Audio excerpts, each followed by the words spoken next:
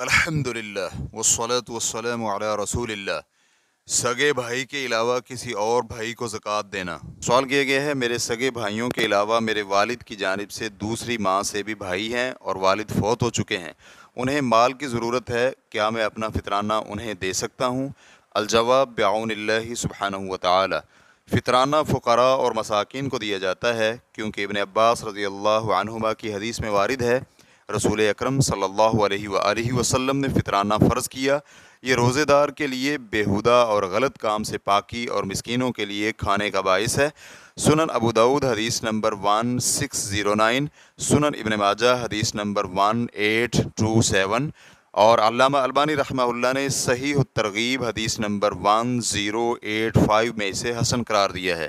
اور ابن قیم رحمہ اللہ کہتے ہیں، نبی اکرم صلی اللہ علیہ وآلہ وسلم کا طریقہ یہ بھی تھا کہ آپ اس فطرانہ کو مساکین کے لیے مخصوص کرتے تھے۔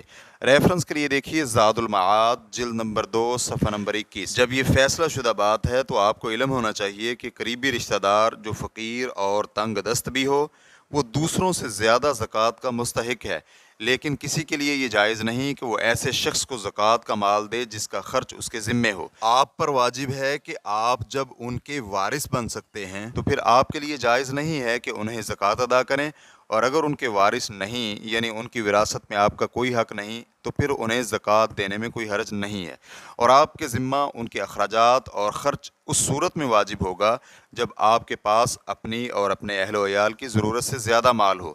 اگر آپ کے پاس اتنا مال نہیں تو آپ پر ان کا خرچ واجب نہیں ہے، کیونکہ آپ کے پاس استطاعت نہیں ہے، اور اس حالت میں آپ کے لیے انہیں زکوٰۃ ادا کرنا جائز ہے، چاہے آپ اس کے وارث بھی ہوں۔ واللہ تعالی اعلم۔ اسلام QA ریکارڈنگز، مؤسسۃ الشیخ محمد صالح المنجد، المملکۃ العربیۃ السعودیہ، فتویٰ نمبر 78994۔ والسلام علیکم ورحمۃ اللہ وبرکاتہ۔